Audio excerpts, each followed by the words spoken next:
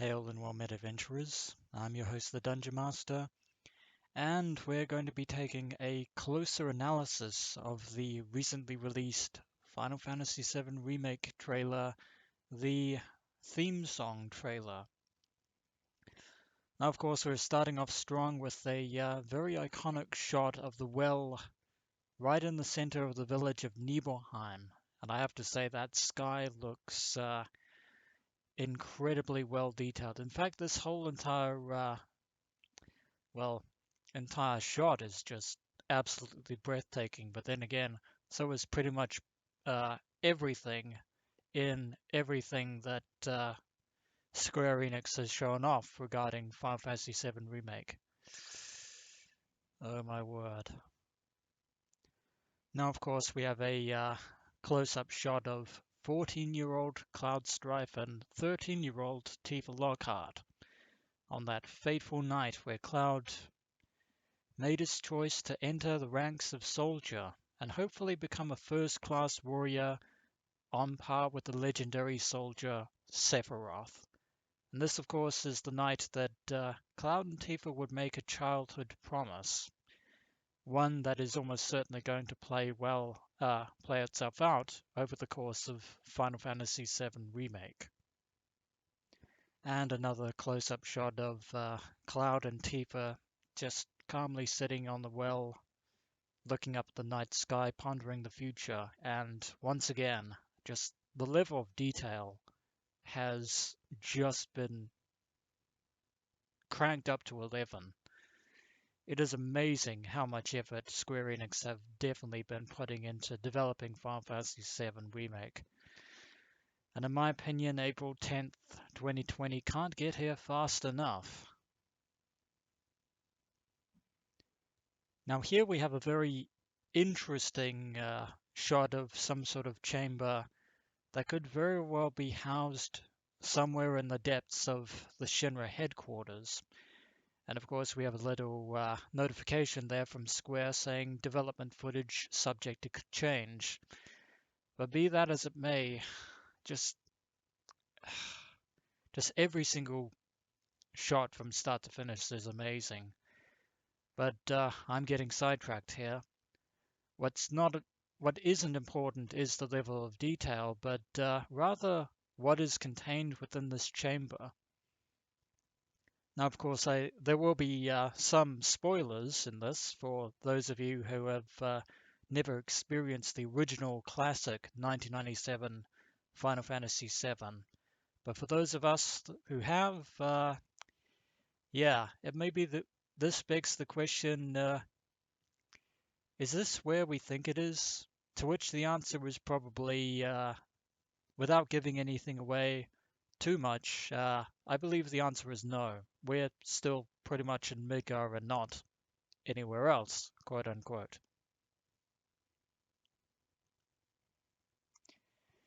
Now, of course, having said I wasn't going to give too much away on this, I do have to spoil some things again, spoiler warning. Yeah, this statue inside the chamber is quaintly familiar. This is the statue that houses the entity known as Genova, a creature being contained and confined by the Shinra Electric Power Company for nefarious purposes. Now here we have a very exquisite exterior shot of the lower part of the Shinra headquarters building, and we also get the credits of the theme song featured in this particular trailer. The theme song that is going to be the motif of Final Fantasy VII Remake. Now, Final Fantasy VII Remake has the classic FF7 motifs as well, but this is the theme song unique to the remake. You can see the credits Hollow. Music by Nobuo Uematsu, because who else was going to do it?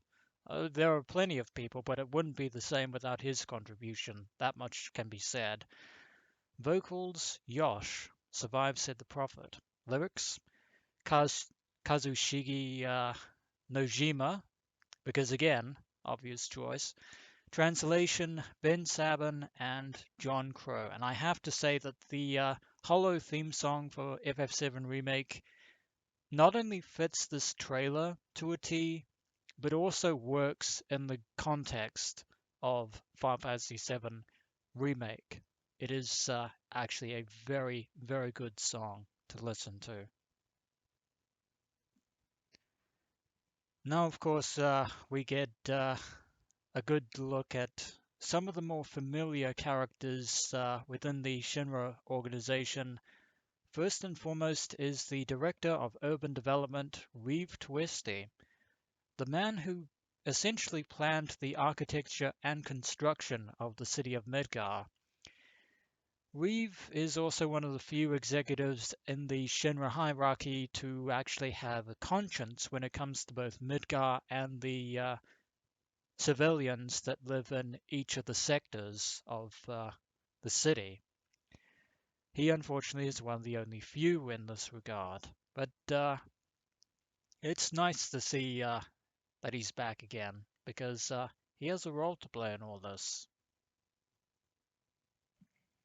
Now we have a look at the what can only be described as the Materia Development Center at the heart of, well, one of the core cornerstones of the wealth and power of the Shinra Electric Power Company. This chamber was first introduced in Crisis Core, but here it's been redesigned to a greater detail because, of course, Shinra have been innovating materia and Mako development, which is, again, the crux of their entire power. It also happens to be the domain of the weapons department of Shinra as well. It's also nice to have a glimpse into the actual development of materia itself, which is formed basically by crystallizing Mako energy through the process here in the materia development room. And it can pretty much be said that Shinra is basically responsible for materia being as much of a commodity in the world of Final Fantasy VII Remake as Gil, apparently. Pretty much because you can buy it in various stores all over the planet, which is probably much like the reactors, was a way to entice people into trusting Shinra Incorporated. Of course, we are not fooled by this, and in fact, unbeknownst to Shinra, there are those out there, like Avalanche, who are more than ready to use Shinra's own weapons and materials against them, which is an interesting take. Now, of course, we're finally introduced to the director of Shinra's weapons department, Scarlet, who is pretty much in a similar position to Heidegger of the Public Safety and Maintenance Department, or otherwise known as the Shinra Military Force.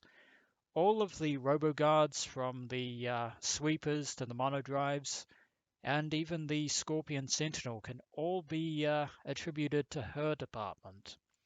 Whereas Heidegger is more the rank and file soldier, the security officers, the soldier division, of which Cloud is a former member, and of course, not to mention the administrative, the investigation division of the Administration Bureau, otherwise known colloquially as the Turks. Now, of course, Scarlet, like the other less scrupulous executives of Shinra Incorporated, has quite the egotistical personality. As you can see, the security officer is less than a grunt to her. Basically, this is Scarlet's way of mocking Heidegger, although to be fair, Heidegger actually cares little about the rank and file security officers within his division as much as Scarlet does. However, the two, while they are working together, they never cease to snipe at each other and make fun of each other's departments.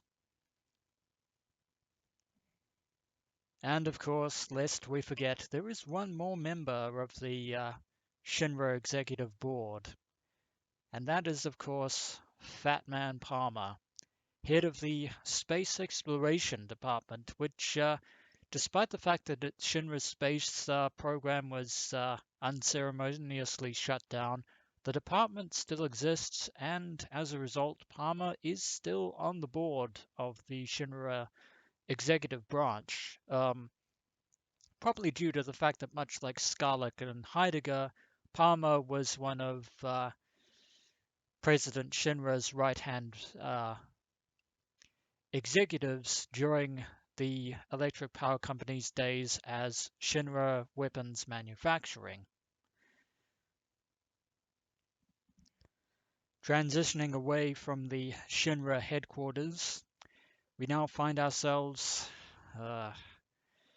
in Sector 6, more specifically the area of Walmart, and even more specifically the Honeybee Inn Club. And right off the bat, if you're getting Bioshock vibes and vibes of Rapture, trust me, you are not the only one.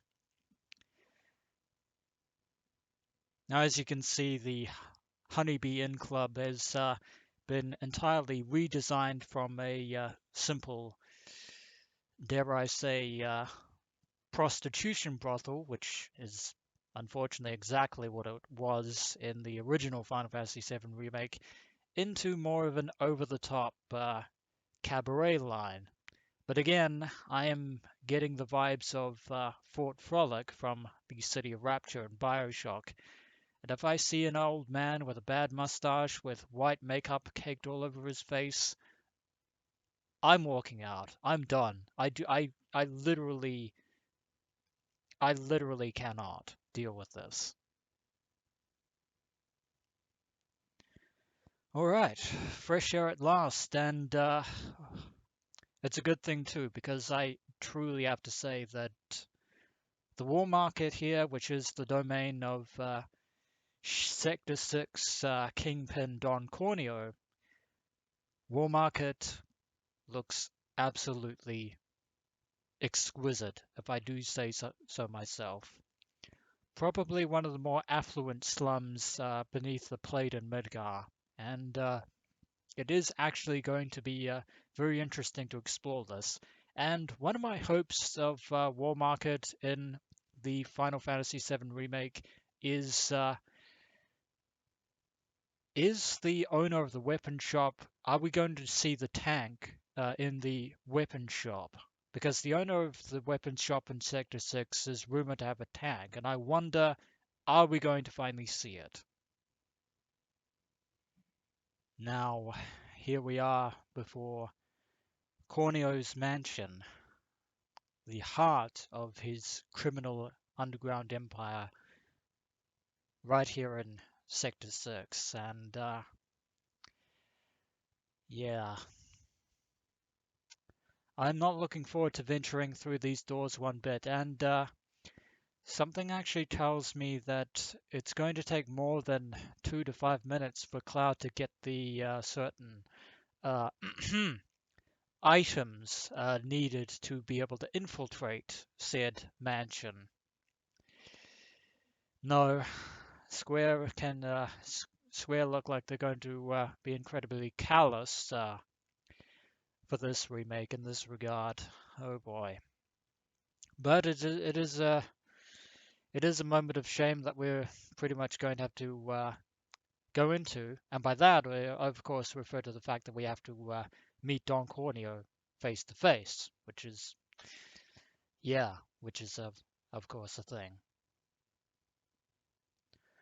Now, of course, we're jumping ahead in the trailer to where Roche, the brand new Soldier First Class, is ambushing Avalanche from their escape from the Marco 1 reactor destruction. Because if you thought I was going to showcase what went on behind closed doors of Don Corneo's mansion, You can watch that in the trailer. I'm not going to talk about that here in this analysis video because I'm not going to do that. But anyway, the reason we know that Roche is a first-class member of Soldier is, of course, because he's wearing his own custom armor. Unlike the traditional second and third class uniforms, which are similar to Cloud's. Now, the question is, are they actually going to return to the original designs or the original color scheme for the third and second class soldiers, which was blue for third and red for second, or are they going to go for the Crisis Core attire and go blue for third and purple for second? At least that is if my memory isn't failing me, because it's been a long while since I played Crisis Core back in the day. Of course, this is something that most fans of Final Fantasy VII Remake have been looking forward to. The day that we finally get to see Red 13. That's right, he finally gets his spot in the limelight, and there's not much to say in terms of combat, and again, to be honest, I was actually hoping that Red 13 would be one of the few tidbits that Square Enix kept squirreled away, although of course, that being the case, for those of you who remember the fact that the pretty much the entire game was basically found out by data miners who hacked into the um, soon to be the as of yet unreleased Final Fantasy VII Remake demo. Those who did that pretty much know everything from start to finish, but I digress on that. But yeah, well, I guess Square thought the time had finally come to actually have Red 13 have his moment, so now is pretty much as good a time as any. Here's, of course, another screenshot of Red 13 with his fiery tail and his grizzled mane, and he actually does look, yeah, really well done. Just like everything else in Final Fantasy VII Remake thus far. Now, of course, here is one particular individual that I knew was going to show up sooner or later. He is the director of Shinra's science department, Hojo. And he, in my opinion, is a true son of a bitch. I loathe this man with a passion. In fact, I would actually go so far to say that my pathological hatred for Hojo is even greater than Sephiroth and Cloud's pathological hatred for each other. I despise this. Can't even. I don't even have the words. If there is one thing that Sephiroth and I have in common, it's our utter, utter disdain for this man, this wannabe Hoenn Kiyoma insane mad scientist. But of course, sooner or later, there will be a reckoning between us, Hojo, and I am going to be looking forward to that day from here on out.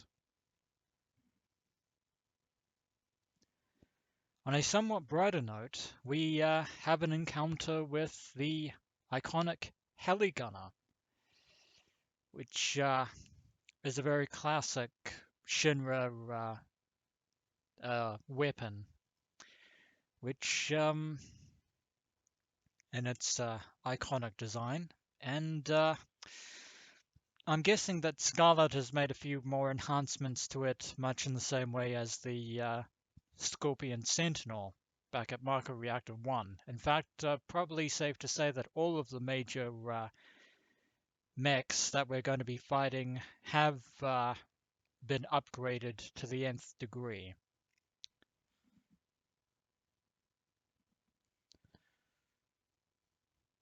By the way, Leviathan looks freaking amazing. My my God.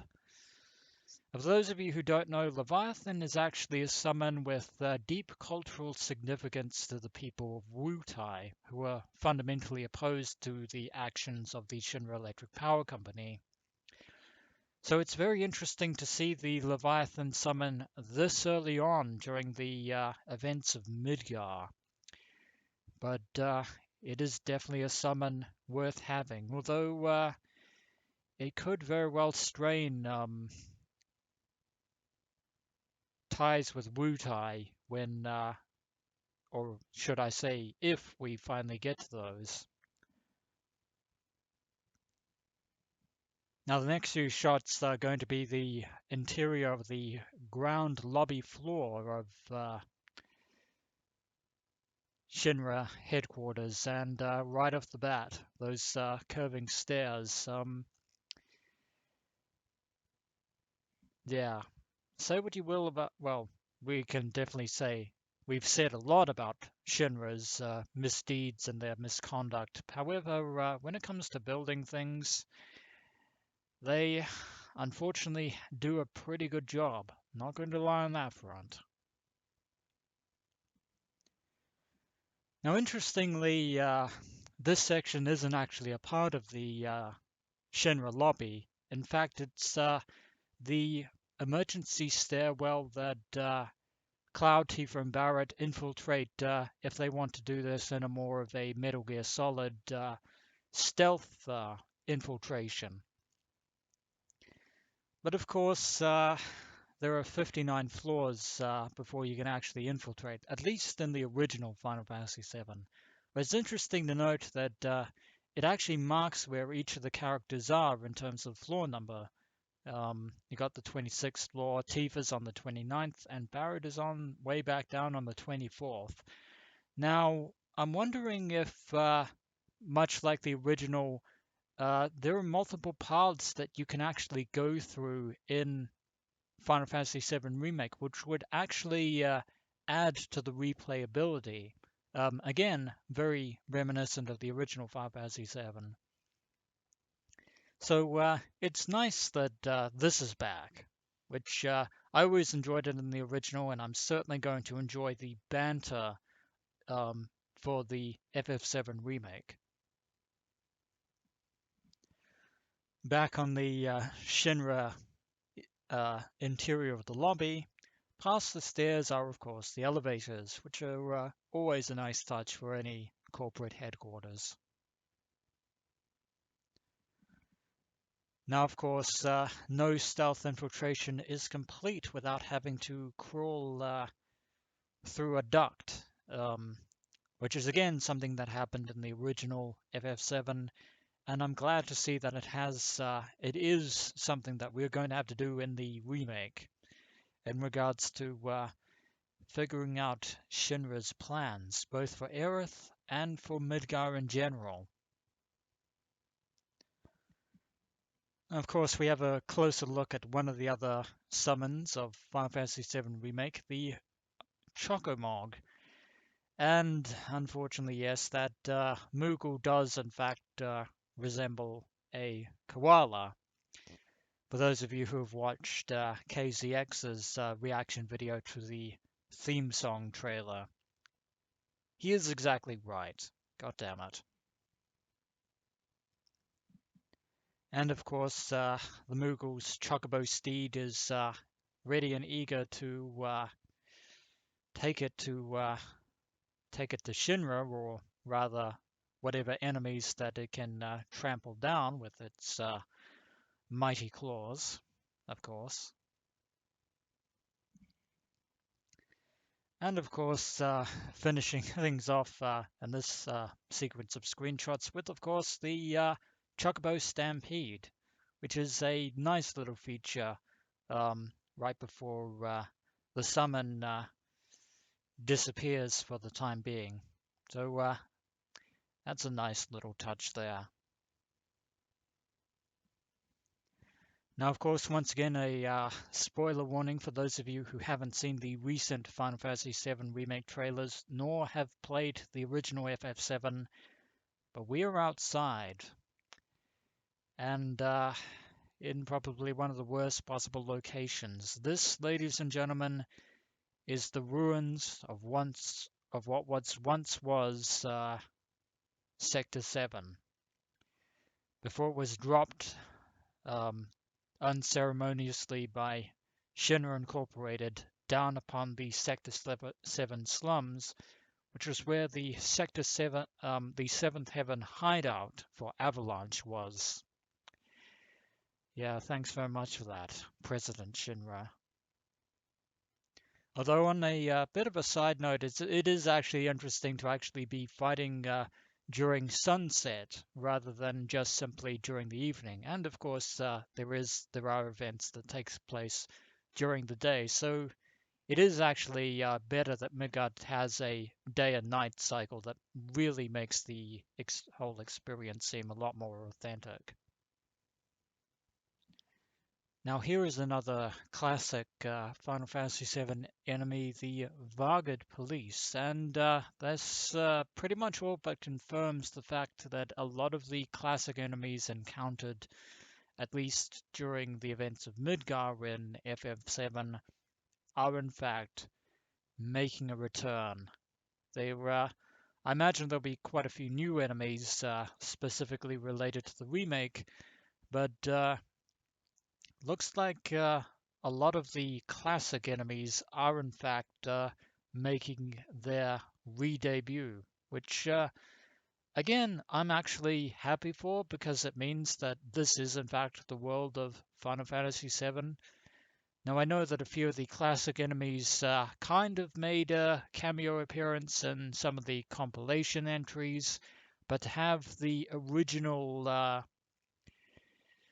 um, creatures and other monsters that you encounter over the course of Final Fantasy VII, uh, having them back again is a huge step in the right direction, as far as I'm concerned.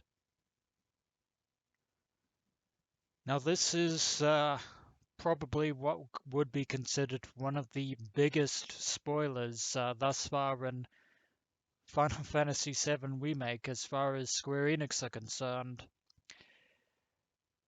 But this is a creature that I didn't think we'd actually be encountering so soon. But, ladies and gentlemen, allow me to introduce to you Genova, the creature that was being contained within the chamber. More specifically, Genova Birth, who in the original we didn't encounter until Cloud and everyone else was far, far away from the city of Midgar. So to fight Genova Birth so soon is definitely an interesting prospect. And for the record, Genova itself, or herself, should I say, looks grotesquely terrifying, to say the least. I mean, Jesus wept. This redesign of Genova Birth looks incredibly terrifying. And of course, in usual fashion, it's up to Cloud and the others to actually fight Genova Birth. Now, yeah, I did originally think the possibility that Genova Birth might actually be the quote-unquote final boss of Final Fantasy VII Part 1, but given where Genova is being stored in the Shinra headquarters building, I do not think that is the case. I think they've actually done a fairly good job of keeping who exactly the final boss is under wraps, apart from the fact that except for those who did the data mining leaks, they of course know who the final boss is, but if you're like me, you don't know. So there's that. And actually looking forward to when we actually get to the end of Final Fantasy VII Remake Part 1 and escape the city of Midgar once and for all. And of course, a final shot of the creature known as Genova Birth. And did I say she was gruesomely terrifying? I did. Well, that's because she is. She is a terrifying monstrosity. Yeah, and she probably has a few new abilities waiting to be unleashed upon us. I actually take that back. I'm not looking forward to fighting Genova Birth, but we are going to have to fight her sooner rather than later at some point. And of course, Barrett sticking it to Shinra once again by using his fire in the hole limit break against the might of the iconic 100 Gunner, which was a very formidable enemy if memory serves. Now, speaking of changes in the original, it appears that during the escape from Midgar, Shinra is sending their attack helicopters against us, which is definitely going to spice things up a lot. As if their troops on motorcycles weren't tough enough, we now have to deal with aerial attacks as well, which is definitely going to make things a hell of a lot more intense this time around. Yet another iconic enemy courtesy of Shinra Incorporated, the Sword Dancers, which could very well either be mechanical, biological, or some weird hybridization of both. I've never been able to figure that out in the original, but maybe we might finally find out the answer to that question in the remake.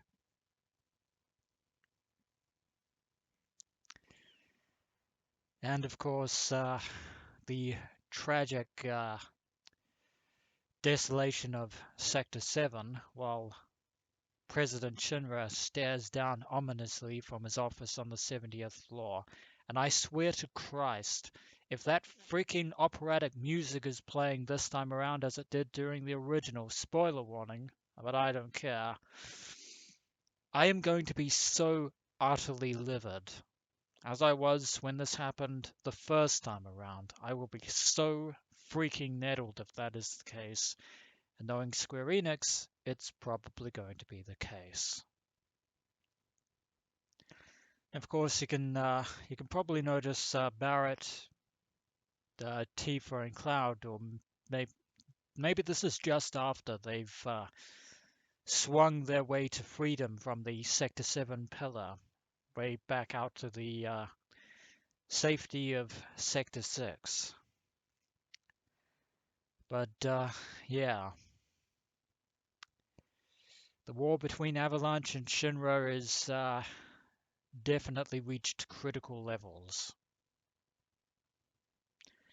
And finally, capping off this trailer analysis is the fact that the base of the Shinra headquarters tower is pretty much being consumed, or at the very least surrounded, by the dark entities known rather ominously as the Watchmen of Fate. Entities that could very well have ties to Sephiroth and Genova as well, which definitely doesn't bode well for Cloud and the others, but yeah.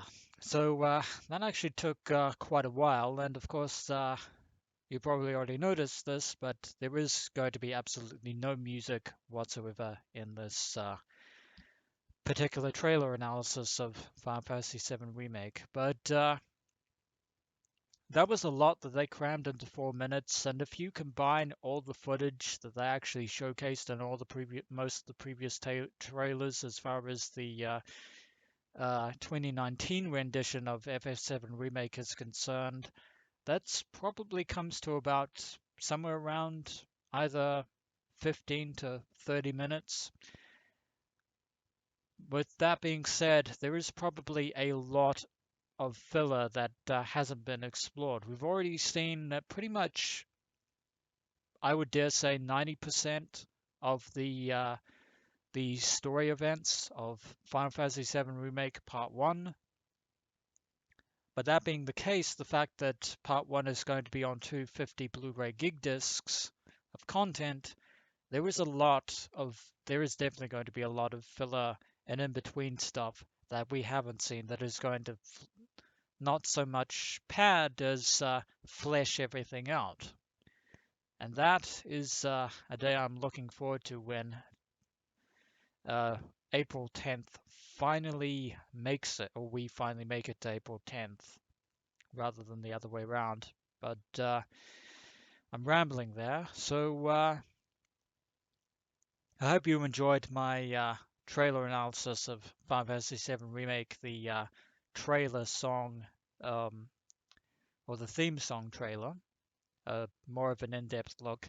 I also forgot to mention the fact, again, I mentioned it in my initial reaction, but just the fact that they used another rendition of the boss theme, Still More Fighting, which is more along the lines of its original rendition than the version used for the Scorpion Sentinel boss fight, as we've all seen before.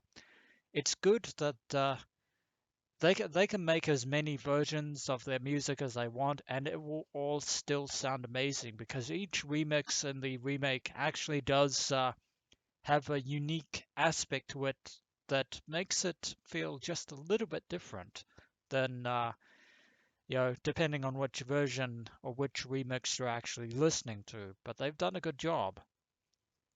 So that is pretty much it for the 30 odd minute trailer analysis of the latest Final Fantasy VII Remake trailer, and I hope you enjoyed my rambling and the details contained within the trailer. And I will see you all soon, adventurers. So, as always, until next we meet.